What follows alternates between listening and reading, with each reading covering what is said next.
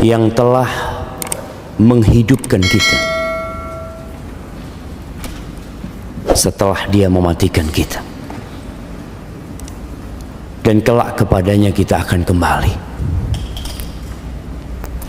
yang kaya, yang miskin, yang tua dan yang muda, kelak semuanya akan kembali kepada Allah Azza wa Jalla.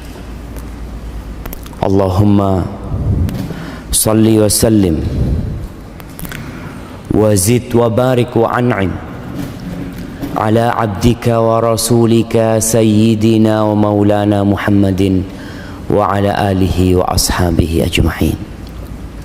Ya Allah, semoga salawat dan salam, berkah dan nikmat senantiasa Engkau curahkan untuk hamba kekasih-Mu, untuk baginda Nabi kita Muhammad alaihi salatu wassalam, untuk keluarga beliau, untuk istri-istri beliau, untuk putra-putri beliau, dan untuk seluruh sahabat Nabi.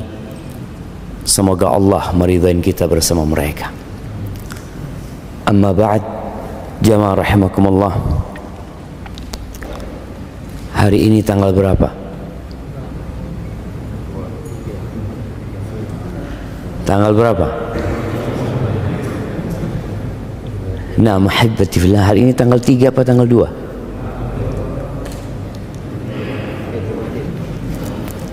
Ana semalam melihat rembulan sudah mulai kelihatan.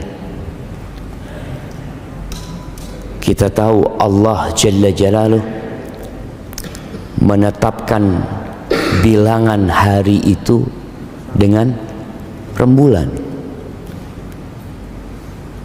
Bagaimana orang-orang bertanya kepada Rasul SAW, yas'alunaka 'anil ahillah. Mereka bertanya kepada Nabi SAW tentang hilal, tentang bulan sabit ini. Kenapa rembulan ini mengalami perubahan, tidak seperti matahari yang selalu bulat, tapi rembulan itu kadangkala tidak kelihatan, menghilang dia. Tahu-tahu dia muncul, dan kemunculannya bertahap. Dari seperti bulan sabit yang kecil sekali, tapi masih kelihatan oleh mata. Kemudian dia membesar dan menjadi bulat. Setelah itu dia mengecil. Sekali lagi tidak seperti matahari. Sebenarnya apa yang terjadi? Maka Allah Azza wa Jalla mengatakan kepada Nabi-Nya, "Qul hiya mawaqitu lin-nasi wal hajj." Katakan kepada manusia bahwa rembulan itu adalah perhitungan waktu untuk manusia, wal hajj, dan untuk pelaksanaan ibadah haji. Kita tahu umat Islam seluruh rangkaian ibadahnya itu berkaitan dengan waktu, yang waktu itu ditentukan dengan hilal. Nggak ada puasa tanggal 1 Januari. Kita insya Allah tahun ini puasa tanggal berapa jemaah? Tanggal 1 Ramadan. Iya. Tapi sebagian kita masih berpikir Mei atau Juni. Jemaah rahimakumullah, hari ini kita akan berbincang tentang waktu. Beberapa hari yang lalu kita melihat dunia, mungkin 3/4 dunia, bahkan lebih, mereka merayakan pergantian tahun. Padahal buat umat Islam, kita masih tahun berapa? 1443 Hijriah. Tahunnya umat Islam belum berubah. Dan kita melihat banyak umat Islam yang ikut dalam pergantian tahun itu. Sehingga kita melihat di jalanan berbagai macam ucapan. Dikatakan selamat tahun baru. Kapan sih manusia pantas mendapatkan ucapan selamat? Kapan jemaah? Ketika ada prestasi yang dia raih, atau ada kenikmatan yang dia dapatkan. Tapi bergantinya tahun sebenarnya menunjukkan berkurangnya umur jemaah, bukan bertambahnya umur kita. Di dalam Al-Quranul Karim kita melihat Allah Jalla Jalaluh banyak kali bersumpah dengan waktu. Tadi imam kita rakaat pertama dan kedua baca surat apa antum? Wasyamsi wadduha sama wadduha. Masya Allah, nak kasih hadiah buat antum. Nah, Allah bersumpah wasyamsi wadduhaha. Allah bersumpah demi matahari yang kita semua sedang menanti terbitnya matahari. Karena hari ini kajian kita kajian hari kerja. Semua berpikir untuk berangkat bekerja. Ya. Allah bersumpah demi waktu duha, yang mana Allah tidak bersumpah kecuali dengan sesuatu yang memiliki nilai yang perlu menjadi perhatian manusia. Wadduha, demi waktu duha. Allah juga bersumpah demi waktu fajar ini. Wal fajri walayalin ashar, demi fajar dan demi 10 malam. Allah juga bersumpah demi waktu asar. Wal asri innal insana lafi khusr. Dan sebagian ulama menafsirkan wal asri demi masa. Tapi sebagian lainnya menafsirkan demi waktu asar. Allah bersumpah dengan potongan-potongan waktu yang dilewatin manusia, yang banyak di antara kita lalai, tidak merenungkan apa yang terjadi dengan dirinya. Allah Azza wa Jalla berfirman di surat Ali Imran ayat 190 sampai akhir suratnya, yang Rasul sallallahu alaihi wasallam mengatakan celaka orang yang membaca ayat ini lalu tidak merenungkan. Allah mengatakan inna fi khalqis samawati wal ard wa ikhtilafil laili wan nahar la ayatin liulil albab. Sesungguhnya dalam penciptaan langit dan bumi, pergantian malam dan siang, kita berada di masa pergantian itu. Kita berada di waktu tatkala malaikat malam hari akan naik dan malaikat siang hari turun, dan mereka bertemu pada waktu fajar. Inna Qur'anal fajri kana mashhuda. Pergantian malam dan siang itu la ayatin liulil albab. Ada tanda-tanda kebesaran Allah, ada tanda-tanda keesaan Allah Jalla Jalaluh, tapi tidak untuk semua orang. Untuk orang-orang yang berakal jemaah, untuk orang-orang yang cerdas. Siapa orang-orang yang cerdas? Mereka yang dapat kuliah di perguruan tinggi favorit, Mereka orang-orang dengan IQ tinggi. Mereka orang-orang yang dapat menemukan penemuan-penemuan baru. Lah, bukan mereka. Sebagian mereka sama sekali bukan orang yang cerdas. Bahkan Allah menyebut sebagian dari mereka, ulaika kal an'am, mereka seperti binatang ternak. Di mana akalnya? Balhum adall, mereka orang-orang yang lebih sesat daripada binatang. Bagaimana dikatakan cerdas?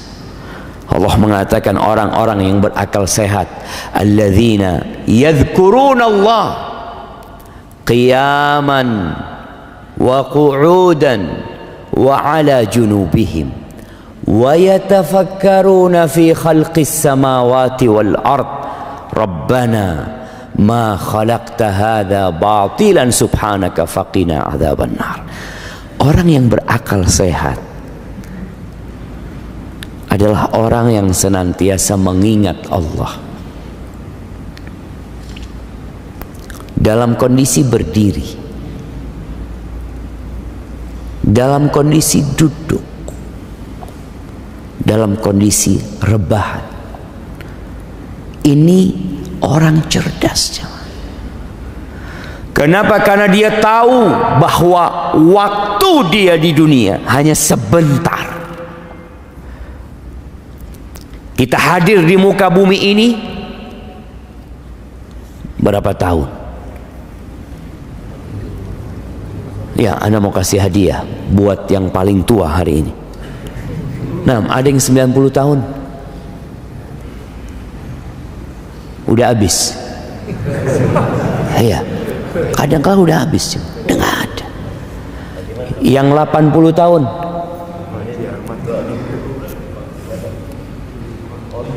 75, belum 80. 80. Haji Arman berapa? 76. Kurang masih. 8 Masya Allah. Ini orang langka, kita kasih hadiah jemaah. Fadal, dikirimkan ke belakang. Wallahi sahih jemaah. Mana izin minum, subhanallah. Alhamdulillah. Udah nyampe bukunya. Nah, mahibbati fillah. Dia berfikir, wa yatafakkaruna fi khalqis samawati wal ard. Dia memikir penciptaan langit dan bumi. Tadi pergantian malam dan siang. Tahu-tahu dia berada di umur yang sudah tua. Dan sebagian anaknya sudah mati. Dia yakin bahwa kehidupan ini tidak sia-sia. Allah menciptakan semua ini dengan tujuan. Disinilah dikatakan orang cerdas tatkala dia tahu dengan tujuan dia diciptakan. Orang ketika berjalan di muka bumi ini, lalu dia ditanya, kamu mau kemana? Gak tahu. Anak ikut orang-orang. Orang-orang berjalan, orang-orang bekerja, orang-orang membangun, aku pun ikut seperti mereka. Orang-orang menimbun hartanya, aku pun menimbun hartaku. Orang-orang belanja, aku pun belanja. Tunggu dulu, engkau mau kemana? Orang yang cerdas tahu dengan tujuannya. Dia mengatakan, Rabbana ma khalaqta hadza batilan. Ya Allah, engkau tidak menciptakan semua ini dengan sia-sia. Enggak ya Allah. Subhanak faqina adzaban nar. Selamatkan kami ya Allah dari api neraka. Ahibati fillah. Sebenarnya modal kita hidup itu bukan harta. Sebagian orang berpikir ketika bekerja, ana butuh modal, Ustaz. Gimana anak akan menjadi orang sukses kalau ana nggak punya modal? Betul. Terus apa modalnya? Waktu apa fulus? Fulus kita melihat orang-orang kaya raya, triliunan uangnya mati. Padahal kalau bicara engkau masih punya modal yang banyak gitu loh. Masih modalmu ini banyak sekali. Tapi waktu dia habis. Jadi modal utama manusia itu bukan harta, tapi adalah waktu. Yang alhamdulillah kita semua masih punya waktu. Berapa banyak orang bekerja tanpa harta, nggak punya fulus dia, tapi dia punya waktu. Makelar itu modalnya apa aja? Makelar. Ada sebagian orang kerjanya anak makelar, Ustaz. Modal antum berapa? Nggak ada modalnya, Ustaz. Modalnya cuma ngomong.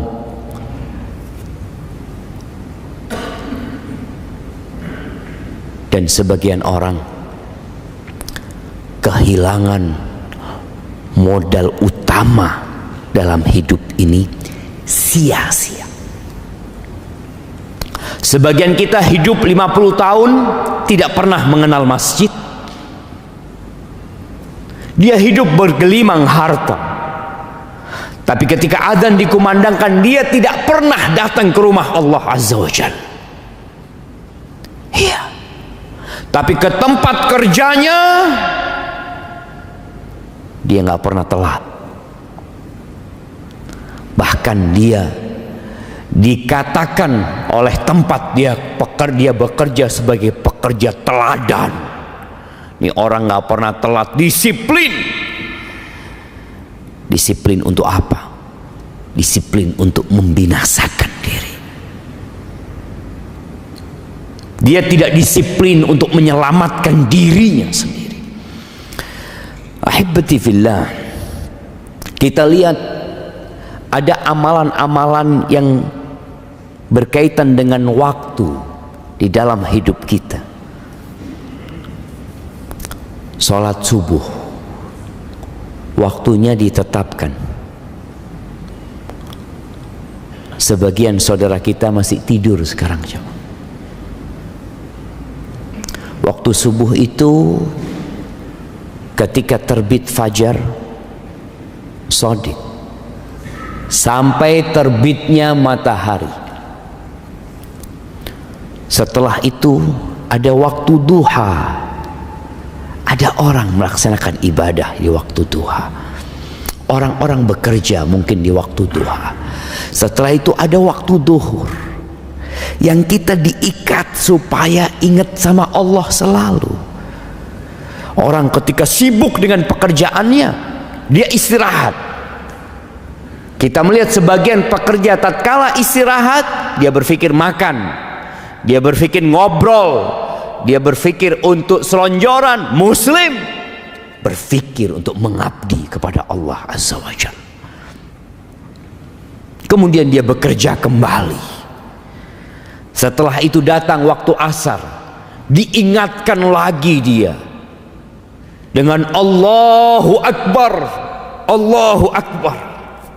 Diingatkan kembali dengan kesaksian dia, asyhadu an la ilaha illallah, asyhadu anna Muhammad Rasulullah.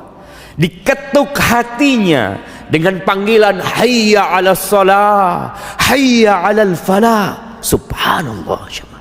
Terus agar dia tidak sibuk menghabiskan waktunya untuk mengumpulkan harta, yang harta itu akan dia tinggal selama-lamanya. Ketika selesai bekerja, pulang menuju ke rumahnya, diingatkan lagi dengan kebesaran Allah Jalla Jalaluh. Allahu Akbar, Allahu Akbar. Semuanya kecil, nggak ada yang besar, jemaah. Diingatkan lagi dengan kesaksian kita, asyhadu an la ilaha illallah, asyhadu anna Muhammad Rasulullah. Dipanggil lagi hayya 'alas shalah, hayya 'alal falah. Tapi banyak manusia yang tidak menggubris panggilan Allah Jalla Jalaluh, yang lupa dengan ikrar dia sebagai hamba Allah Jalla Jalaluh. Isya pun seperti itu. Ketika dia hendak tidur, diingatkan kembali dengan waktu dia. Bagaimana dia berdoa, Bismikallahumma amutu wa ahya. Karena kita nggak pernah tahu apakah esok hari kita akan dapat melihat mentari. Nggak ada yang tahu. Maka seorang muslim memulai waktunya di pagi hari dengan mengingat Allah Jalla Jalaluh, dan dia mengakhiri waktunya dengan mengingat Allah Jalla Jalaluh. Itu orang yang cerdas. Ahibati fillah, di dalam Al-Quranul Karim ada sebuah surat yang seharusnya menjadi perhatian kita agar kita tidak termasuk dari kelompok yang Allah sebutkan. Surat ini namanya Suratul Munafiqun. Surat tentang orang-orang munafik, yang Nabi alaihi salatu wasallam mengatakan, azqalu salati alal munafiqin salatul isya wa salatul fajr. Salat yang paling berat buat orang-orang munafikin untuk mengerjakannya di rumah Allah ini jamaah, itu salat isya dan salat fajar. Terkadang tetangganya masjid yang tinggal melangkah 50 meter, melangkah 100 meter, melangkah mungkin jauh 500 meter, nggak pernah nyampe masjid di waktu subuh. Kerjanya di airport. Berapa jauh airport dari sini? 10 kilo lebih, nyampe sampai ke sana. Ada yang kerjanya jauh, sampai ke rumah Allah nggak nyampe.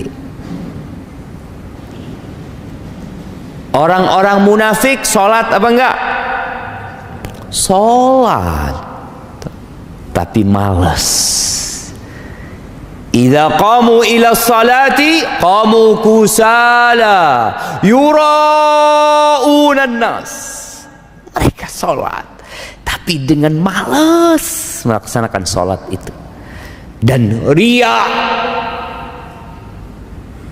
ingin pamer aja. Sedangkan sholat subuh sulit untuk pamer, masih pada gelap, pada tutup semuanya. Isya pun seperti itu, apalagi di masa Nabi SAW yang belum ada listrik. Wala yadhkurunallaha illa qalila. Dan ketika sholat pun mereka tidak mengingat Allah kecuali sedikit. Ahibati fillah, kadangkala kita sholat, selesai sholat ditanya, tadi imamnya baca apa rakaat pertama? Wallahu a'lam. Antum telat? Enggak, ana soft pertama Ustaz. Insyaallah. Tapi kadangkala lupa. Panjang surat, tidak terlalu panjang surat Al-Munafiqin. Di akhir surat ini Allah mengingatkan orang-orang yang beriman. Di ayat 9, 10, 11 Allah mengatakan, ya ayyuhalladzina amanu la tulhikum amwalukum wala auladukum an dzikrillah wa man yaf'al dzalika fa ulaika humul khasirun. Wahai orang-orang yang beriman, Allah tuh sayang sama kita. 89 kali Allah memanggil orang-orang yang beriman, ya ayyuhalladzina amanu, ya ayyuhalladzina amanu. Karena ada orang-orang yang beriman secara zahir, hatinya belum beriman. Maka Allah panggil, wahai orang-orang yang beriman, la tulhikum amwalukum wala auladukum an dzikrillah. Janganlah harta kalian dan anak-anak kalian membuat kalian lalai dari mengingat Allah Azza wa Jalla. Orang kalau ditanya bekerja buat apa? Buat masa depan anak-anak, untuk memberikan nafkah kepada keluarganya. Jangan sampai kerjaanmu mengumpulkan harta dan anak-anakmu itu membuat engkau jadi lalai, jadi lupa mengingat Allah Azza wa Jalla. Silahkan bekerja. Di surat Al-Jumu'ah Allah mengatakan fa idza qudiyatis shalah, kalau selesai salat Jumat, fantashiru fil ard, kalian silahkan bertebaran di muka bumi ini, wabtaghu min fadlillah, cari karunia Allah, cari rizki, bekerja.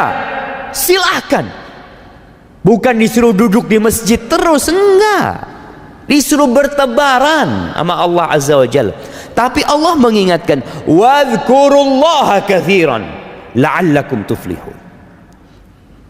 Tapi kalian harus mengingat Allah sebanyak-banyaknya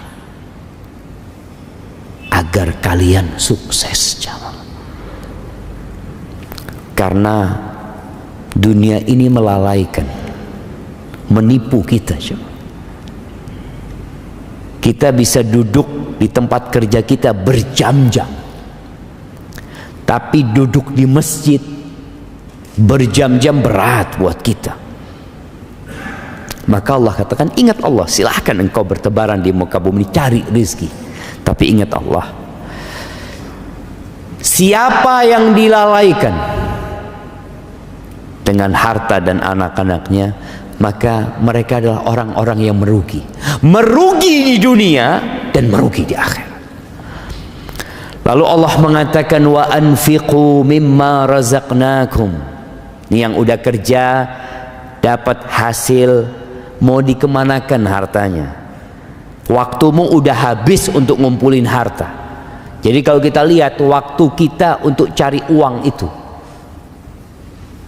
kalau dari jam 7 sampai rumah jam 5, berapa jam jamaah? Berapa jam? 10 jam. Itu untuk cari dunia. Terus kalau udah dapat, kata Allah, wa anfiqu, sedekahkan, infakkan mimma razaqnakum. Jangan berpikir itu hasil dari kerjamu. Sebagian orang kalau disuruh sodako, ini anak capek, anak lelah, bertahun-tahun anak ngumpulkan harta. Ingat, mimma razaqnakum, yang engkau infakkan yang dari rizki Allah. Yang engkau merasa itu bukan rizki dari Allah, jangan engkau infakkan. Karena manusia ada yang lupa. Dia berpikir harta itu hasil kerja dia, itu rizki dari Allah Azza wa Jalla.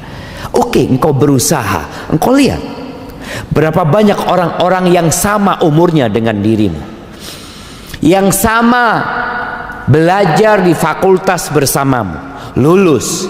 Kenapa fulan penghasilannya cuma 5 juta, kenapa engkau penghasilannya 20 juta?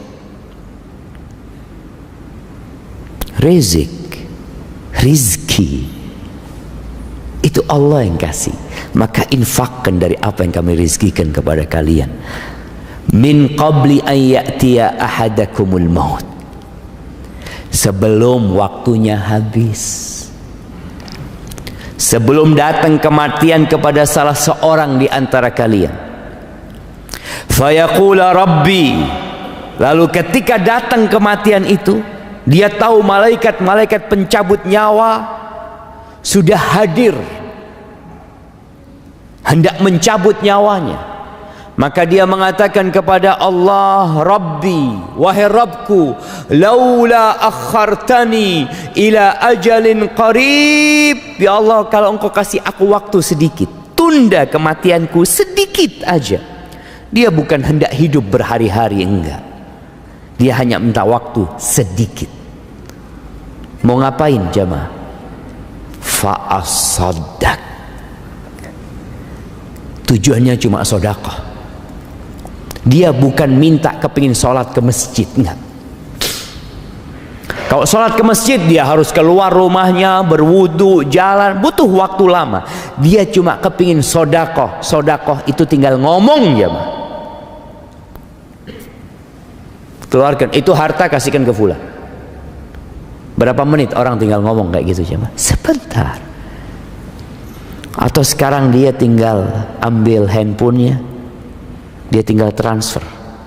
Masya Allah, sekarang sebagian masjid untuk sedekah itu pakai barcode juga, jemaah. Scan di sini. Insya Allah. Butuh berapa detik, jemaah? Ini orang minta waktunya diundur sedikit. Fa'asaddaq wa akun minas salihin. Dan aku jadi orang-orang soleh. Ini menunjukkan bagaimana orang yang hendak meninggal dunia memiliki angan-angan untuk ditambah umurnya demi tujuan bersedekah. Tapi kita sekarang umurnya masih ada, belum mati kita. Kita pakai buat apa umur kita ini? Tapi kata Allah, wala yuakhirallahu nafsan idza jaa ajaluha. Nggak ada. Orang kalau sudah datang ajalnya, nggak ada ditunda waktunya, diundur waktunya, enggak. Wallahu khabirun bima ta'malun. Allah itu maha mengetahui dengan apa yang kalian kerjakan. Ahibati fillah, kelak akan ada persidangan di hari akhir. Mukmin itu percaya dengan hari kebangkitan. Salah satu rukun iman itu antu'mina bil yaumil akhir. Dan beriman dengan hari akhir ini adalah motor penggerak manusia untuk beramal. Seperti yang antum lakukan. Ini teman-teman yang bekerja yang jadi pegawai negeri. Ada yang jadi pegawai negeri? Nggak ada, jemaah. Ada yang jadi pegawai negeri, ada yang jadi pegawai swasta. Kenapa sih? Dia mau meninggalkan rumahnya, meninggalkan keluarganya di pagi hari, pisah sama istrinya, padahal baru nikah. Sebulan dia tinggalin istrinya, dia berangkat ke tempat kerjanya. Sebagian menjadi pelayar, harus naik ke kapalnya berbulan-bulan. Kenapa dia lakukan itu? Fulus. Ada gaji, ada balasan yang dia tunggu. Nah, maka Allah akan memberikan balasan kepada kita, jemaah, atas semua yang kita kerjakan. Dan dalam persidangan itu, sebelum kita dikasih balasan, maka kita harus membuktikan dahulu. Rasul sallallahu alaihi wasallam dalam hadis Mu'ad bin Jabal radhiyallahu anhu, beliau alaihi salatu wasallam mengatakan, la tazulu qadama 'abdin yaumal qiyamah hatta yus'ala an arba'.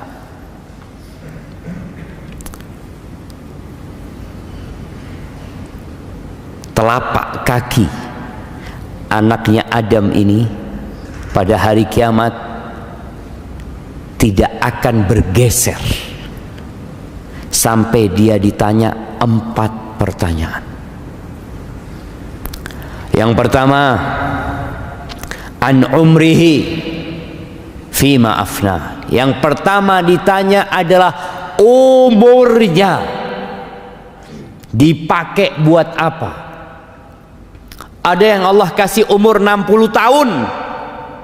Subhanallah. Dalam hadis riwayat Bukhari, Nabi alaihi salatu wasallam mengatakan, qad a'dzalallahu ila mri'in. Allah telah memberikan uzur yang cukup ya buat seorang hamba yang dikasih umur 60 tahun. Akan ditanya, buat apa umurmu? Yang umurnya 20 tahun ya akan ditanya umurnya dibuat apa. Ada yang sampai umur 60 tahun masih menghabiskan waktunya dengan yang sia-sia. Sekarang ini sarana untuk menghabiskan waktu dengan sia-sia banyak sekali, jemaah. Anda kan pernah ngelihat orang sudah sepuh main game, jemaah, di pesawat. Anda lihat, ya Allah, ini orang berapa umurnya? Iya. Tapi man syabba ala syai' syaba alaih.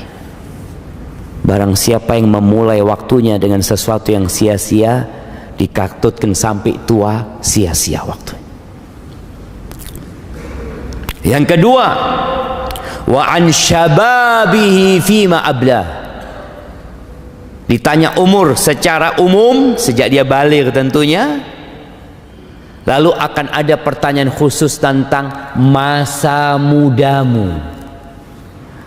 Dipakai buat apa? Ketika engkau masih muda, engkau kemana? Kalau orang sudah sepuh, sudah tua, memakmurkan masjid, itu wajar. Wajar. Tadi Allah sudah kasih waktu yang panjang buat dia. Tapi anak muda hadir di majelis ilmu di waktu subuh ini spesial banget. Maka siapkan jawaban antum untuk masa muda. Yang tahu masa mudanya penuh dengan kemaksiatan. Yang sebagian mengatakan, ya Allah Ustaz, masa muda ana Ustaz itu di jahiliyah kadang-kala. La sholat wala puasa. Apa dosa yang tidak dia kerjakan, segera bertobat. Karena engkau akan ditanya tentang masa muda. Yang sekarang sedang muda, jangan menunggu tua. Dia mengatakan, insya Allah nanti aku akan bertobat ketika sudah tua, seperti Bapak Fulan. Bapak Fulan dulu orang jahat Ustaz, alhamdulillah mati husnul khotimah Ustaz. Mati sujud di masjid. Anak mudah-mudahan kayak Fulan. Siapa yang tahu umurmu sampai seperti Fulan? Bukankah ada kawan-kawanmu yang tewas di jalanan, ditabrak? Kemarin kita melihat COVID-19 ketika meningkat, subhanallah, anak mati lebih dulu daripada orang tuanya. Maka persiapkan jawaban untuk masa muda kita. Orang yang sudah tua taat dengan anak muda yang taat, kelasnya beda, derajatnya beda di surga Allah Azza wa Jalla. Bahkan Nabi SAW ketika menyebutkan 7 golongan yang akan mendapatkan naungan dari Allah Azza wa Jalla, salah satunya siapa? Wasyab nasya'a fi ibadatillah. Pemuda yang tumbuh besar dalam kondisi mengabdi kepada Allah Azza wa Jalla. Dia tidak menjadi budak syahwatnya. Pertanyaan yang ketiga, an malihi, tentang hartanya. Tadi dengan modal umur, dengan modal waktu, engkau cari uang. Akan ditanya 2 pertanyaan tentang harta. Min aina tasabtahu, dapat dari mana engkau uang ini? Dari mana? Anak ditanya, dapat dari mana engkau uang 50 miliar warisan? Ya, cukup? Oh, tunggu dulu, ada pertanyaan selanjutnya. Wa fima anfaqtahu, terus dipakai buat apa? Allah kasih rizki sama engkau miliaran tanpa kerja, tanpa capek, dipakai buat apa? Ahibati fillah, Ali bin Abi Thalib pernah mengatakan, dunia ini halalnya dihisap. Artinya kalau kita dapat halal, kita akan tetap dihisap. Makanya kenapa orang kaya itu masuk surganya telat? Kenapa jamaah? Hisapnya lama. Antum mau jadi kaya, jadi miskin. Nah, kalau tahu hisapnya orang kaya ini lama. Hibati fillah. Iya, hisapnya lama orang kaya itu. Makanya orang miskin itu masuk surga setengah hari sebelum orang kaya. Tapi setengah harinya itu 500 tahun ya. Allahu Akbar. Tapi boleh jadi orang kaya masuknya terlambat, tapi tempatnya VIP. Nah, Tergantung amalannya, jemaah. Tergantung amalannya. Tapi akan ada pertanyaan itu. Makanya semakin banyak hartanya akan ditanya. Apalagi orang kaya, jemaah. Ana lihat tuh subhanallah, dia menghitung keuntungan itu 50 rupiah, 100 rupiah, karena dia punya pabrik besar. Antum lihat kadang-kala orang yang jualan snack 1000 ya, ada yang 500, untungnya berapa dia? Dia menghitung seperti itu, dan Allah akan lebih detail dari itu perhitungan. Akan ditanya, wa nada'ul mawazinal qista liyaumil qiyamah fala tuzlamu nafsun syai'an wa in kana mithqala habbatin min khardalin ataina biha wa kafa bina hasibin. Kata Allah, kami akan letakkan timbangan yang tepat, tidak ada satupun yang dirugikan. Kalau amalan itu sebesar biji sawi akan didatangkan, akan ditimbang, dan cukup Allah sebagai penghisab. Maka persiapkan jawaban. Lalu yang terakhir akan ditanya tentang ilmunya. An ilmihi madza amila bihi. Digunakan buat apa ilmunya? Antum pakai buat apa? Jangan sampai hadir ke kajian ya dengerin ustaz, masya Allah, bagus, bagus. Keluar nggak diamalin gitu. Kita akan ditanya, jemaah. Hadis ini diriwayatkan Imam Al-Bazzar rahimahullahu taala. Ahibati fillah, waktu ini adalah nikmat. Nikmat Allah itu banyak sekali, banyak sekali. Wa in ta'uddu ni'matallah la tuhsuha. Kalau kalian hendak menghitung nikmat yang Allah berikan, kalian nggak bakalan dapat menghitung. Orang-orang yang mengeluh hidupnya, yang merasa sudah jatuh ketimpa tangga, seakan-akan tidak pernah nyaman hidupnya, lihat nikmat Allah padamu. Mungkin sebagian orang nggak bisa berdiri, lumpuh, stroke, tapi ingat dia masih bisa melihat. Nikmat Allah itu banyak. Dia masih bisa berbicara, dia dapat mendengar. Ada orang yang buta, ada orang yang tuli, ada orang yang tidak dipedulikan sama keluarganya. Engkau masih ada orang-orang yang peduli sama diri. Dan di antara nikmat-nikmat Allah ada dua nikmat. Para ulama menyebutnya min usulin nikmah, dari pokok-pokok nikmat yang besar. Kata Nabi sallallahu alaihi wasallam dalam hadis riwayat Imam Bukhari, ni'matani maghbunun fihima katsirun minan nas. Ada dua nikmat yang kebanyakan manusia itu tertipu, ketipu dia aja. Kebanyakan manusia ketipu. Tahu orang yang tertipu? Orang tertipu itu yang membeli sesuatu. Dia beli jam. Jam ini harganya 1,2 M. Dia beli 1,2 M, dibawa ke rumah. Jam ini untuk mengetahui waktu, jemaah. Masya Allah, habis waktu ana. Kata panitia, kalau dengar suara itu berarti waktu Ustaz habis. Wallahi sahih, jemaah. Ana lanjutkan dikit, jemaah. Dia beli jam 1,1 M. Sampai rumah ternyata jamnya palsu. Bagaimana perasaan dia, jemaah? Ternyata jam itu harganya cuma 1 juta. Dia bayar 1,1 miliar. Dia akan merasa tertipu. Seperti itulah manusia nanti akan menyesal kelak di padang mahsyar, karena dia merasa tertipu. Waktu dia dihabiskan untuk menonton hal-hal yang tidak berguna, untuk duduk ngobrol yang tidak bermanfaat sama dia. Nikmatan maghbunun fihima katsirun minan nas. Yang pertama as-sihhah, nikmat sehat.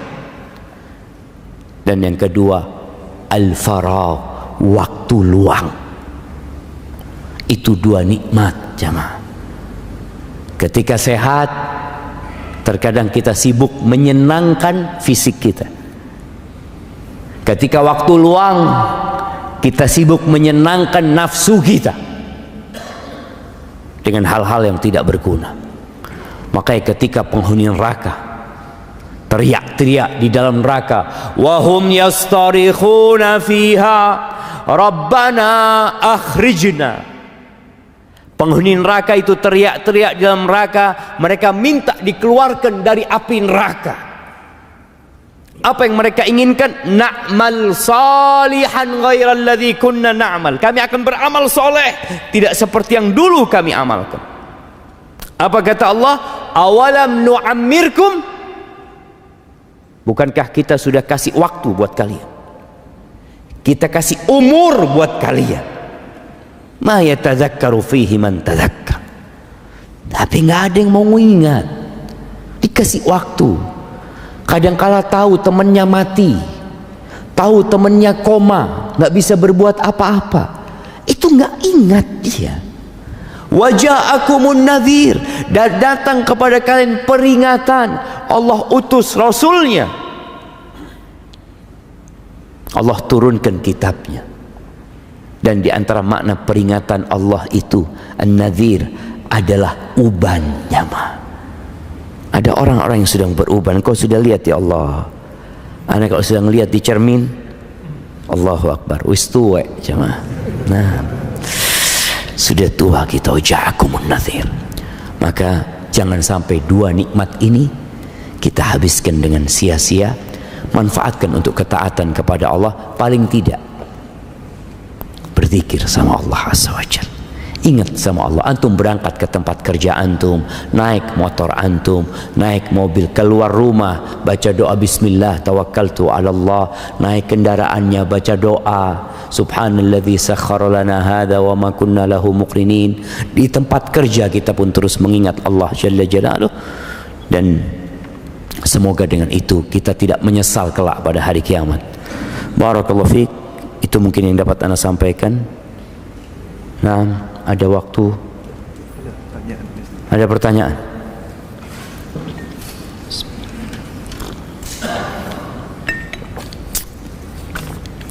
Baik jamaah, Ana akan ambil waktu antum 10 menit sebelum berangkat kerja semuanya nih jamaah. Insyaallah kita baru sholat, bisa sholat syuruk nanti ya.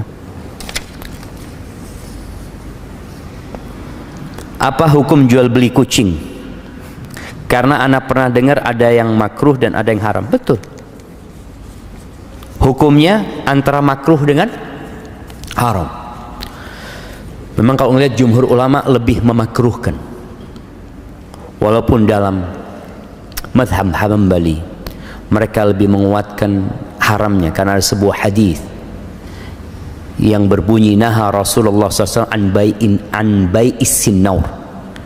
Nabi SAW melarang jual beli kucing. Maka usahakanlah harta kita digunakan untuk yang lebih bermanfaat.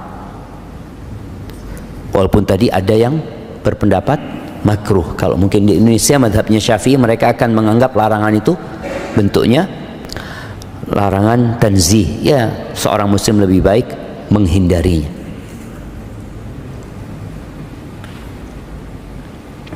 Assalamualaikum Ustaz, afwan izin bertanya, jika di lingkungan ana masih banyak yang sering mengucapkan selamat atas bertambahnya umur,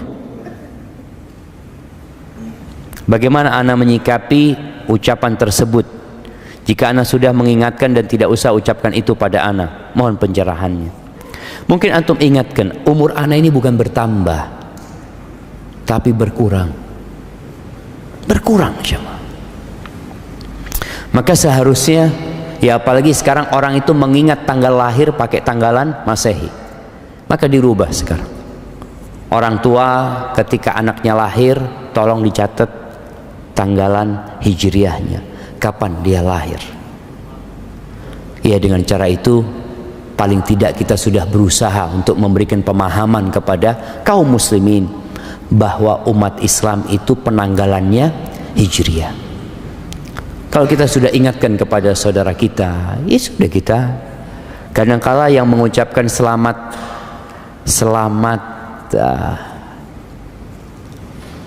apa kalau selamat panjang umur, selamat ulang tahun, anak sampai lupa cuma selamat ulang tahun itu Facebook cuma. Iya, Facebook itu mengingatkan antum ini umurnya berkurang sebenarnya gitu loh, supaya antum siap-siap gitu. Setahun ini antum ngapain aja dengan Facebook antum. Kadang-kala kan ada seakan-akan di situ kilas balik ya tentang kegiatan-kegiatan antum di situ. Kelak pada hari kiamat akan detail kilas balik itu zaman. Allah akan ingatkan antum dengan semua yang antum kerjakan. Makanya penghuni surga ketika disuruh makan enak-enakan di sana, mereka kulu washrabu hani'an bima aslaftum fil ayyamil khaliyah. Kalian silahkan menikmatin hidup di sini, makan minum tanpa takut penyakit, tanpa takut lelah ini dan itu. Bima aslaftum fil ayyamil khaliyah, karena apa yang kalian lakukan, yang kalian perbuat di hari-hari yang telah berlalu, di waktu kita jemaah. Barakallahu fikum.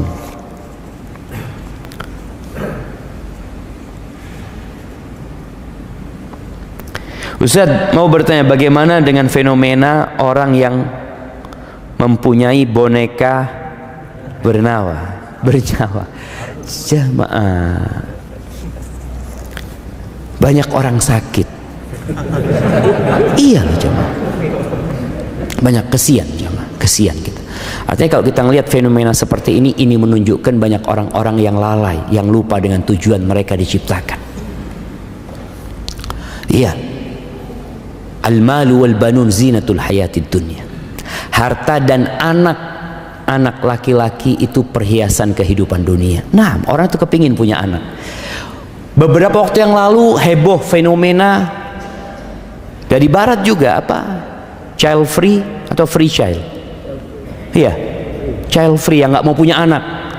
Sekarang lagi karena mereka nggak mau punya anak, tapi mereka punya dalam diri mereka insting kepingin punya anak. Nggak bisa dipungkirin, orang itu kepingin punya anak gitu. Orang-orang yang nggak kepingin punya anak mengatakan hidup tanpa anak, sebenarnya melisihi fitrah mereka. Ketika mereka menyimpang, muncul yang namanya boneka ini. Jadi ingat, dosa itu melahirkan dosa. Dan Allah Azza wa Jalla mengatakan wala tattabi'u khutuwatis syaitan. Jangan mengikuti langkah-langkah setan. Setan itu menyesatkan manusia nggak sekaligus, nggak langsung. Dan setan itu menggambarkan yang buruk baik. Ini mungkin yang terjadi dengan ya berbagai macam fenomena, dan ini tidak akan berhenti. Fenomena ini tidak akan berhenti, akan terus ada muncul yang baru, sampai kelak kiamat dan setan akan ceramah di atas mimbar. Allah kasih mimbar setan dari api. Ketika orang-orang mencela mereka, ini gara-gara setan, gara-gara iblis, gara-gara kata iblis, fala talumuni, kalian jangan nyalahkan ana. Terus apanya? Walumu anfusakum, kalian salahkan diri kalian sendiri. Aku tuh, kata iblis, gak punya kekuasaan untuk menyesatkan kalian. Aku cuma panggil kalian, kalian ikut. Siapa yang salah? Kalian yang. Itu yang terjadi. Oleh karena itu, bicara fenomena yang seperti ini, ya ada orang-orang yang kata Allah fi qulubihim marad, di hati mereka ada penyakit. Fazadahumullahu maradan, Allah tambahkan penyakit buat mereka. Maka kita perlu kasihan. Kita perlu kasihan. Di sini tugasnya seorang muslim ya, untuk berdakwah dengan cara yang baik, dengan penuh hikmah.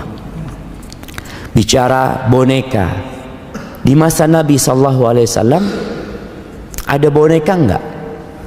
Ada boneka. Aisyah itu mainan boneka.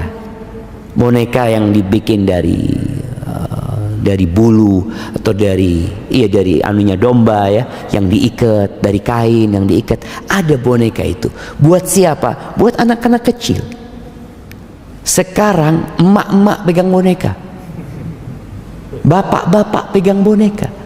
Anak kemarin dikasih tahu foto sama Soeb nih, Ustaz, lihat Ustaz, ada seorang artis gendong 2 boneka. Ya Allah, anak ngomong, mudah-mudahan dikasih kesembuhan. Sahih jamaah, kita doakan mudah-mudahan Allah sembuhkan mereka. Mereka sedang sakit jamaah. Orang yang waras, dia kepingin punya anak. Kemarin kita ketemu fenomena nggak kepingin punya anak, berarti ada masalah sama orang ini. Kemudian tahu-tahu dia mau punya anak dengan boneka tersebut. Apalagi ternyata ada keyakinan lagi dengan boneka tersebut jamaah. Haibati fillah. Cuma masalahnya, orang yang lemah itu akan selalu meniru orang yang dianggapnya kuat jamaah. Boneka ini datang dari mana? Dari Madura? Dari Sulawesi? Bukan. Dari sono, dari luar sana. Dan Rasul SAW mengatakan, la tattabi'unna sanana man kana qablakum. Kalian benar-benar akan meniru gaya-gaya orang sebelum kalian. Hadwal qudzati bil qudzah, shibron bi shibrin. Kalau mereka melakukan perbuatan 1 jengkal, kalian akan sama persis mengikuti mereka.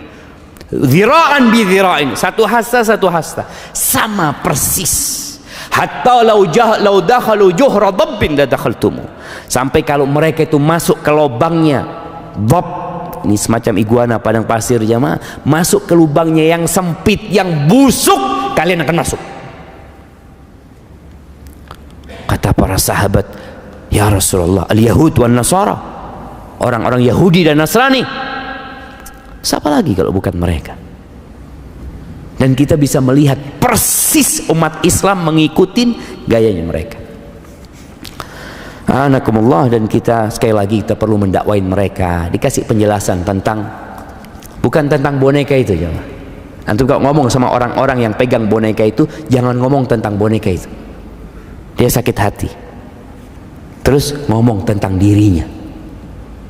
Engkau diciptakan buat apa sebenarnya? Siapa yang menciptakan dirimu? Sentuh hatinya supaya dia tidak jadi lebih buruk daripada binatang-binatang ternak yang tidak tahu dengan tujuan diciptakan.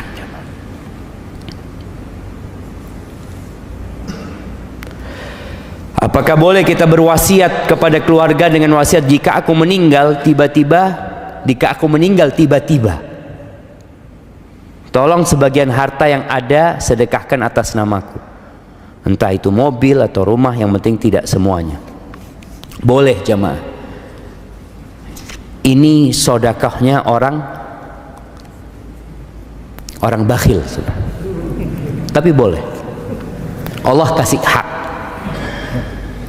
Nabi SAW pernah mengatakan, ketika ditanya sedekah yang paling mulia, beliau mengatakan, anta saddaqa wa anta sahihun syahih takhshal faqra wa ta'mulul ghina. Sedekah yang paling mulia adalah sedekah ketika engkau sehat dan berambisi. Orang sehat punya ambisi, pengen ini, pengen itu, masya Allah. Engkau takut dengan kefakiran dan berharap kekayaan. Itu sedekah yang paling mulia. Jangan sampai engkau sedekahnya itu ketika ya sudah mau mati, ya udah sakit, ini itu, dia mengatakan ini wasiat buat fulan, wasiat buat fulan jemaah ya. Tapi nggak apa-apa jemaah. Nih buat orang-orang yang bakhil, paling tidak antum sedekah setelah mati. Iya, masih ada pahalanya, beda tentunya, pahalanya berbeda, tapi tetap ada pahalanya gitu. Dan diperbolehkan sepertiga, antum wasiatkan kepada keluarga, tapi wasiatnya jangan ngomong kalau aku mati tiba-tiba. Kalau matinya sakit dong jangan gitu loh. Ini mati tiba-tiba jemaah. Jadi wasiatnya itu pokoknya kalau aku mati, mau tiba-tiba, mau sakit, mau apa, maka seperti itu. Nggak apa-apa sedekah. Paling tidak tadi antum catat, Antum catat, dan kalau bisa, kalau antum punya banyak harta ya, tapi antum tadi masih cinta sama harta antum datang ke notaris, bikin surat pernyataan berapa yang boleh diwasiatkan, sepertiga. Kalau antum mau seperempat, nggak ada masalah, karena Nabi SAW mengatakan ats-tsuluts wa-tsulutsu katsir, sepertiga, dan sepertiga itu banyak. Kenapa? Karena kalau antum sudah mati, sebenarnya harta itu jatuh kepada siapa? Ahli waris gitu. Jadi antum ngurangi hak ahli waris, maka diperbolehkan cuma sepertiga. Kalau antum hidup sehat, semua mau disedekahkan, terserah antum.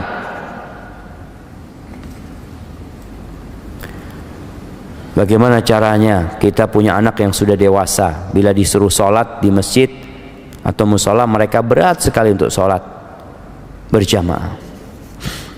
Ya, orang tua sabar. Ahibati fillah, Allah Azza wa Jal ketika menyuruh sholat ini, Allah mengatakan wa'mur ahlaka bis salati wastabir 'alaiha. Suruh keluargamu sholat dan engkau sabar. Sabar dalam menegakkan sholat, sabar dalam mendakwain anak untuk sholat. Boleh jadi kesalahan itu terjadi sama orang tua. Orang tua ini ketika anaknya kecil nggak disuruh ke masjid, padahal Nabi SAW nyuruh orang tua agar memerintahkan anaknya sholat sejak umur 7 tahun. Dia nggak ngerjain itu nih orang tua, sampai akhirnya anaknya udah nggak pernah ke masjid. Wallahi jamaah, terus terang, kita itu nggak diajarin sholat ke masjid. Kita diajarin ke masjid itu cuma Jumat, bas. Sampai anak di pesantren dulu, pulang dari pesantren, ya nggak ke masjid juga, sholat di rumah. Ke masjid kapan? Jumatan. Jadi kadangkala ada orang tua yang memang ya belum ngerti dahulunya, sehingga kalau anaknya berat ke masjid, orang tua hendaklah bertobat kepada Allah Azza wa Jalla, karena ada kesalahan dia dalam mendidik anaknya. Dia beristighfar sambil terus mengatakan kepada anaknya, nah Abah minta maaf ya, Abah seharusnya ngajarin engkau itu sejak umur 7 tahun, memerintahkan kepadamu.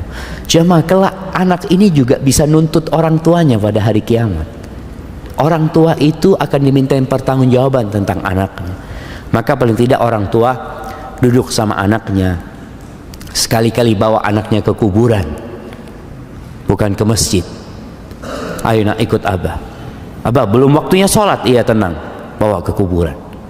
Ingatkan bahwa kita akan meninggal dunia. Sentuh hatinya, nggak ada yang dibawa nak. Engkau di rumah, kalau sholat di rumah pahalamu cuma dapat sedikit, nah, cuma 1. Di masjid itu 27. Langkahmu, setiap langkah itu diangkat derajatnya, dihapuskan dosanya. Subhanallah.